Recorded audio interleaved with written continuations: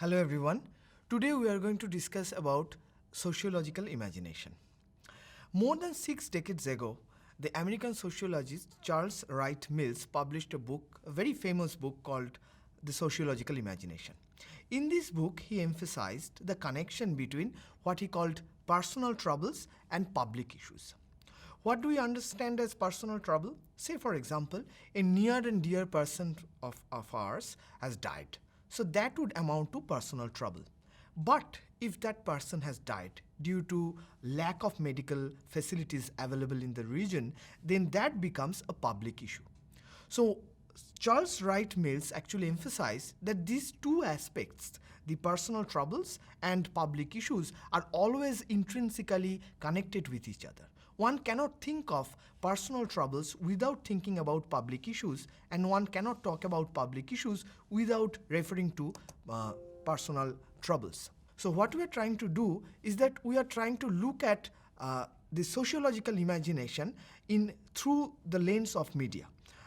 We'll try to argue that media ultimately shapes specific types of sociological imagination that in turn reinforce certain kind of narratives, certain kind of belief systems through which an individual tries to negotiate its way out. In your screen, as you can see, there are two images. One image of the earth in the left-hand side and another image of the same earth on your right-hand side. In the left-hand side image, you can see the pristine, beautiful image of the earth, which are very much familiar with. That we all know, that are visible in various books and images and media content. And in the right-hand side, the earth that you see is actually a composite pictures of various kind of space debris, various kinds of technological debris in the space. And these are the outcome of various satellite launches, various space programs. And those satellites and space programs are ultimately the platform. It provides the platform, it provides the various privileges that we enjoy right now, for example, telecommunication, for example, internet communication. So one can actually imagine this pristine and beautiful earth in the left-hand side, but we are left with this very disturbing image of earth surrounded by space debris and various kind of technological debris. That is what is the reality right now. So sociological imagination is always sort of tinted by specific economic, political, social, cultural, at times technological factors. Let me just show you an image of a map of 1901, early 1900 map, which shows the undersea telegraph cabling, which reveals the beginning of 20th century media globalization, as you can see. And if we just but side by side, if we can show the map of a very recent map, which shows the amount of submarine cable capacity globally available for use. And if you look at these two maps, you will obviously identify the similarities between the two maps. The way the cable has been laid out through the various ways, this is very similar to the 1901 map. So it tells you that this global connection that we imagine as something new, that we imagine as something very recent, has been going on for a long period of time.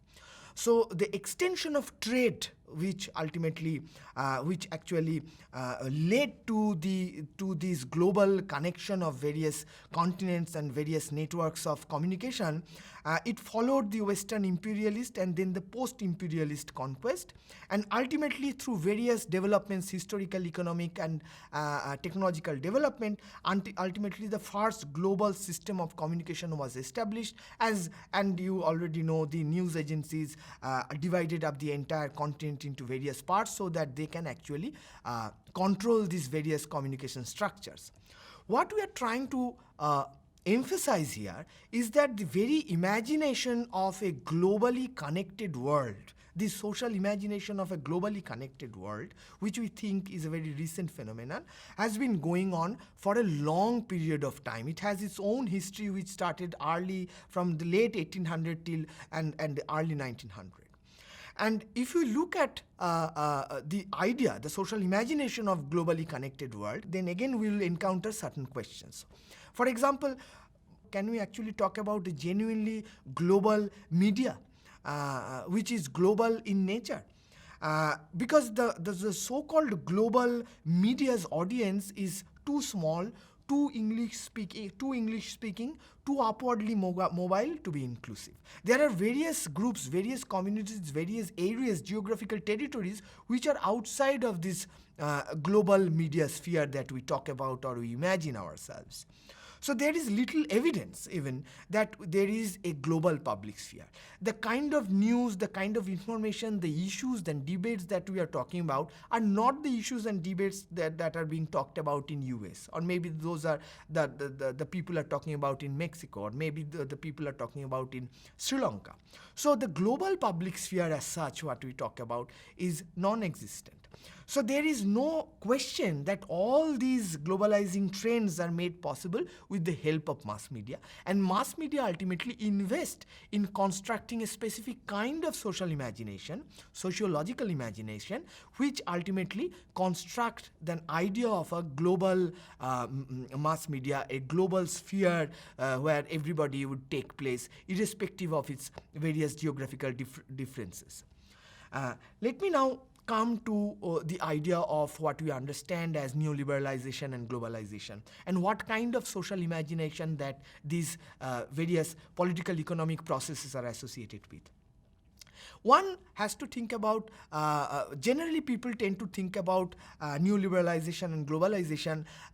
They generally imagine these processes as natural processes. But if you look deep into it, you will realize that these are not natural progression of economic, political, state activities, but these are actually deliberate activities, deliberate human choices by powerful entities and individuals and bodies like transnational corporations, like International Monetary Fund, like World Trade Organizations. All these bodies, deliberate choice and policies are actually investing into these specific types of imagination, specific types of policies, which are ultimately contributing in a specific narrative, specific kind of economic and political and social activities that we are witnessing nowadays. Communication information technologies have provided the method through which large corporations can make a lot of profit.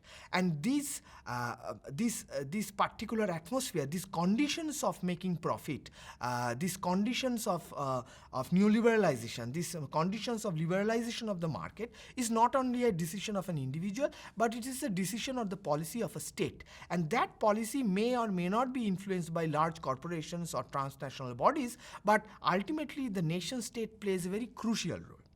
Let's stop here and try to survey what we have understood or what we have studied so far through a small quiz.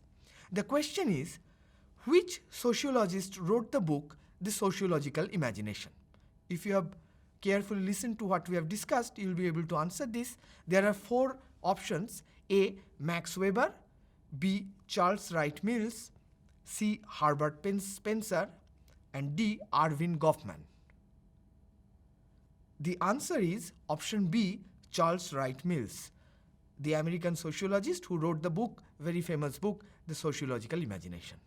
Let us now discuss how this sociological imagination is developed in the mind of the individual in connection to the idea of the globalized world, the neoliberalization, the idea of neoliberalization in the mind of the common people. What are the 4 economic flows that characterize this global cultural flow? One is the goods and services. If you look at your own experience, you will understand that the moment we talk about globalization, the moment we talk about the global sphere, we are talking about the very almost instantaneous flow of goods and services, various products, various services which are available in the developing world, which are available in the northern hemisphere, are readily available in the global south, or maybe readily available in the various other developing nations. These goods and services move very smoothly from one country to another, from the developed north to the developing south, and that kind of characterizes the idea, the imagination of global cultural sphere or globalized world. Another is the labor and people. People are moving from one place to another. So if some people who have specific kind of skills, they are moving on to a more developed country in the north, and some people, they may move from one particular place to another in search of job. So labor and people are moving moving from one place to another is another aspect. Capital, the lifeblood of what we understand as the globalized world, is again is one of the key factors, and the investment of global capital into various spheres, not only from developing country to developed country, but also from developed country to developing country for greater benefits, is one of the major aspects. And technology, again, if from your own experience you can say that the moment a new kind of technology is developed from a particular territory, a particular geographical location, that particular that technology is readily available in other regions as well. So the spread of technology is very instantaneous, very smooth. But the question is, out of these four specific flows, economic flows as such, which particular flow is slower than the others? And obviously, you will be able to answer that. The slowest flow of such economic activities is the flow of labor and people. And that is also sometimes one way. Most of the time, as you will obviously able to understand, the sociological imagining is shaped in such a way that people generally tend to imagine themselves working in a developed country rather than in a developing country. So the flow of people, the flow of labor is always towards from a developing country to a developed country. People from India aspire to work in a developed country in Europe or in US. Rarely you will find people in US or Europe, in a developed country, they are aspiring or dreaming or trying to find out opportunities of employment or job in a developing country like Bangladesh, Sri Lanka, Afghanistan, or India. So again, it ultimately points to what? The sociological imagining, the sociological imaginations of people, and how we perceive the globalized world that we are witnessing right now. So globalization of media is probably the most pervasive at the level of media industry level. Ways of organizing and creating media is one of the key factors of understanding this, how this globalization of media works. The world is becoming much more integrated, that one cannot deny that, and the pressure on nations to make media more commercial, supported by advertisements, much more open towards corporate wish and desires, is very much there. If you look at Indian media or any other such media, even in the media of developed country, you will understand there is a huge corporate pressure on media to make themselves open to various types of corporate wishes and corporate rules and regulations. So most countries produce increasing amount of their own television, music, and magazines. So media content is being produced locally, media content is being produced regionally in their own language. But then again, most of the time these shows, these programs, these contents are based on, or the format is based on, a globalized shows or globalized programs. Then again, the sociological imaginations within the these sociological imaginations within this global structure ultimately tainted with the various contents and formats which are available worldwide. So the program is being made on a local level in a regional language, but the format is actually global, which is available in various other countries almost simultaneously at the same time. If one argues that no, I only watch the locally made serials or locally made programs and contents, so I am very effectively being able to block myself from the global influences, the various types of global imaginings, then again he or she will fail, because even a locally made television series or television serials will have sponsors which are global transnational companies, global conglomerates. So the funding through which that particular program is being made are ultimately part of that global structure, global restructuring of capital and goods and services and labor. So it is very difficult to go outside of the influence of these social imaginings that we are within, being influenced on an everyday basis. So one can argue that the sociological imaginations related to the global cultural flow are influenced by numerous modes of connection. Arjun Appadurai, one of the most eminent cultural anthropologists, has termed these various types of scapes. The ethnoscape, which identifies the flow of people across boundaries, the technoscape, which identifies the flows of technology in various territories, ideoscape, the global flow of ideas. People tend to believe specific kind of ideas at a specific time, and almost the globally people tend to believe on that kind of ideas. Financescape, the flow of capital, which we have discussed already, that invests in various kinds of corporate activities as well as state activities across political borders. And also the mediascape, the flow of media content and the media, the ideas through media content and media programs. Here the mediascape becomes very crucial because it also influences the other scapes that we have discussed so far. And all these scapes sort of overlap with each other, and they have a same sort of symbiotic relationship with each other. And all of them kind of invest in the sociological imaginations related to the cultural sphere, global cultural sphere that a particular person or a community imagine. Let us now round up what we have discussed so far, and let me ask you one little quiz question related to what we have discussed very recently. Which theorists propounded the scapes theory of global cultural flow? There are 4 options: Herbert Spencer, Michel Foucault, Arjun Appadurai, and Victor Turner. If you have answered option C, Arjun Appadurai, then you are right. Arjun Appadurai is the very famous cultural theorist and anthropologist who came up with the scapes theory, which we have discussed just recently. If we look at the social imaginations regarding communication, which dominated since the 1960s, we will be able to identify specific periods. One such period was the communication and development. And that is also one of the periods where the dominant paradigm became very much influential. That particular period is very much important for us because this is the period when a specific type of communication was strategized to follow the trajectory of the developed country, which was criticized, and which was obviously there were various groups which criticized against this, but it was a very important period related to communication development.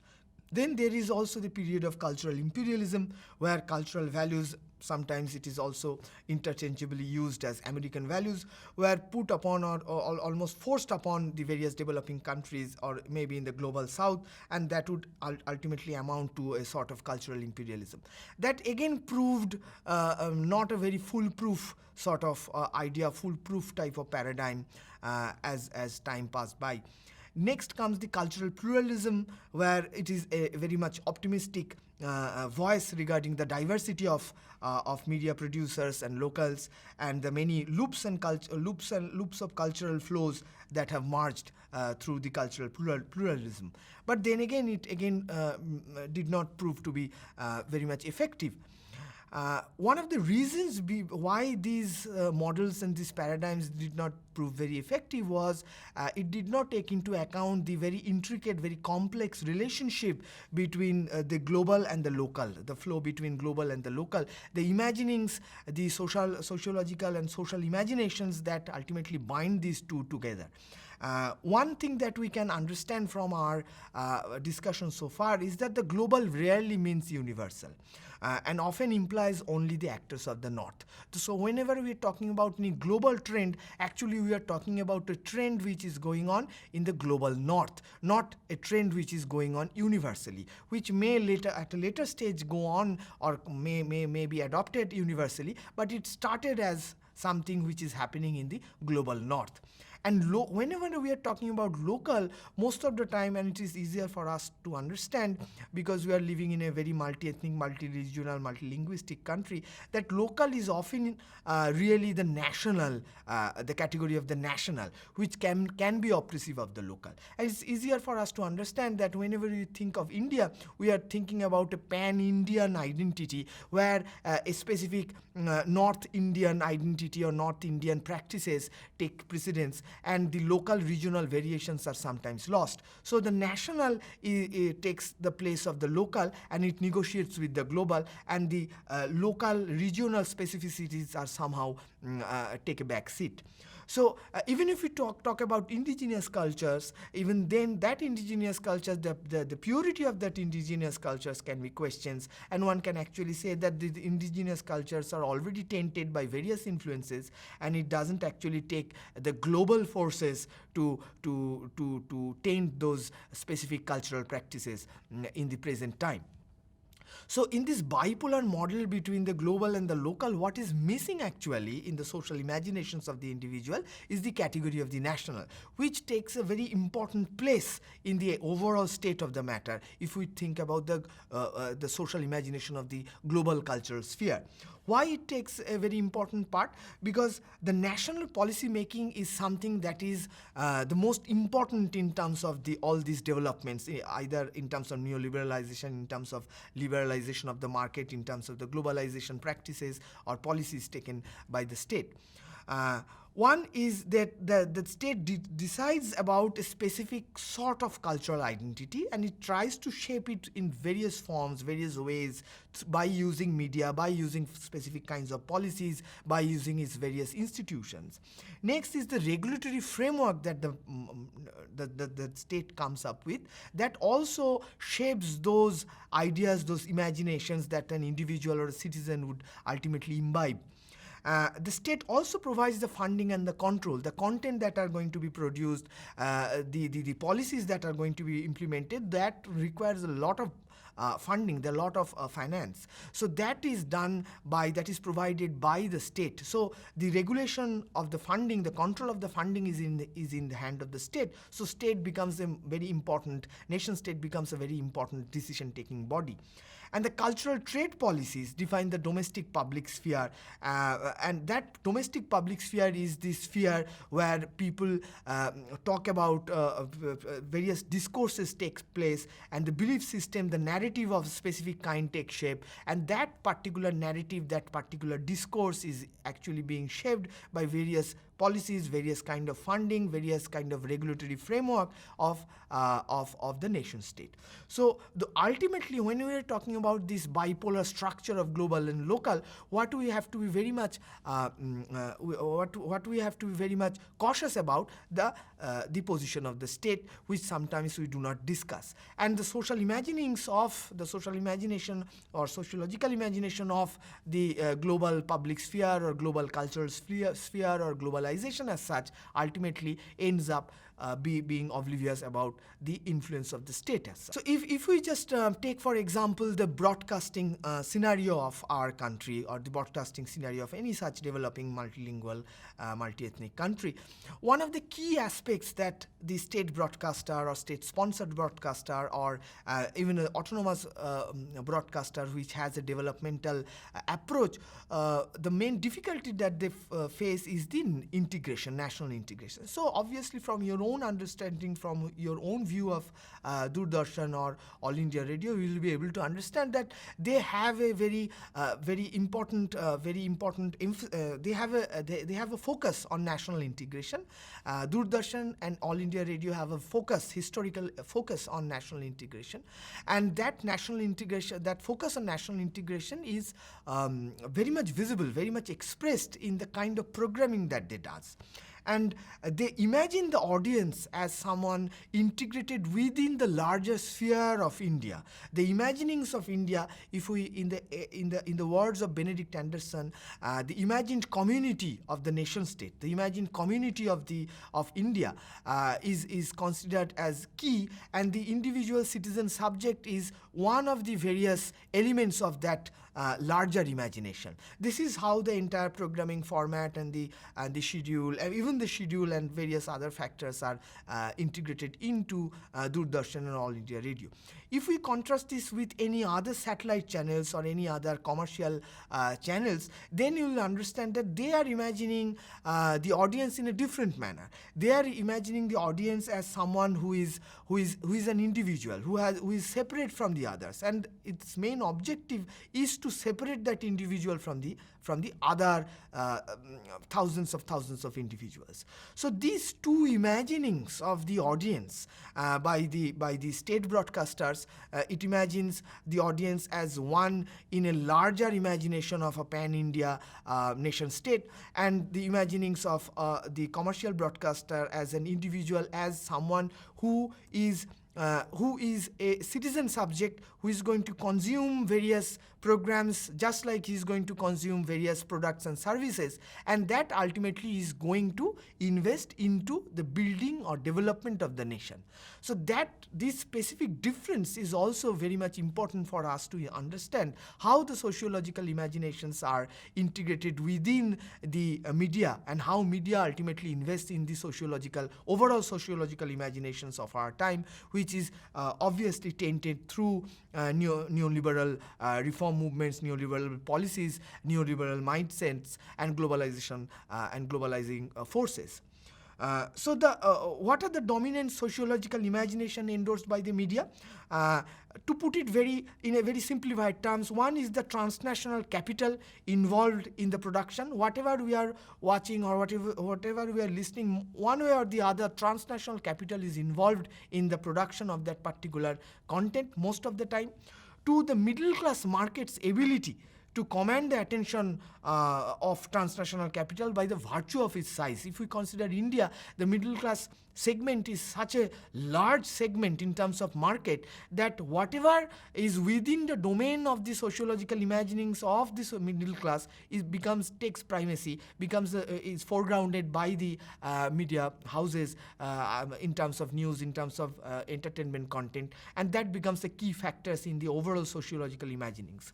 The affirmation of India's place in the global arena, global economic system, as a force that is going forward in tremendous speed, is also very much important, and that is why the figure of non-resident Indian, NRI, the figure of the NRI becomes very much crucial for us. NRI figure becomes an aspirational category through films, through various other media content, where someone living in India wants to have a life of a non-resident Indian, and that aspirational category, those imaginations play a very crucial role. So the citizen is the citizen as an irreducible and unashamed cultural hybrid is foregrounded, becomes very crucial for us to understand the sociological imagination. And this new imagination of modernity depends precisely on the presentation of a liberated individual as consumer, as builder of the nation category. So an individual is considered or imagined as someone who would take active part in the various sort of consumption process, be it the consumption of various kinds of programs on television or on radio or in social media, or the consumption of various kind of products or services that are available, and in that way that particular person or individual will contribute into the overall economic structure of our country, and that would ultimately build our country, develop our country, and it will push forward our country. So this overall sociological imagination, which integrates not only an individual but also integrates the state, the market, the various trade policies, various economic policies, and overall it creates a specific kind of imagination where every individual takes part, where every individual becomes an integral element. So Charles Wright Mills said that you can only understand yourself, you can understand your circumstances. That's what we have been discussing so far, that we have to understand our economic, political, social and cultural circumstances so that we'll be able to understand our own personal issues. Public issues and personal problems becomes related to each other, and we can understand those things only when we can understand the context within which those issues are being raised, those personal problems are being created. So in summary, sociological imagination is an ability to see the context which shapes your individual decision-making power, and also it connects to the decisions that are made by the others. And one can actually see through those decisions what kind of context, what kind of situations, what kind of conditions have actually created those decisions, created those practices. But the reason why it is useful is because it allows us to better identify the questions, various aspects of society, questions related to the various aspects of society, as opposed to living passively within society. So one can rightly place ourselves or oneself within the proper historical context. One can actually therefore understand ourselves and our lives better by looking through these sociological imaginations that we have to go through on an everyday basis. We'll end this with one small quiz just to wrap it up. The political approach that favors free market capitalism, deregularization, and reduction in government spending is known as? There are 4 options.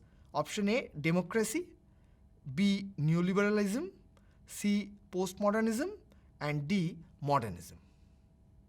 If you have guessed option B, that is neoliberalism, you have guessed it right, because neoliberalism is the political approach that favors free market capitalism, deregularization of the market, and reduction in government spending.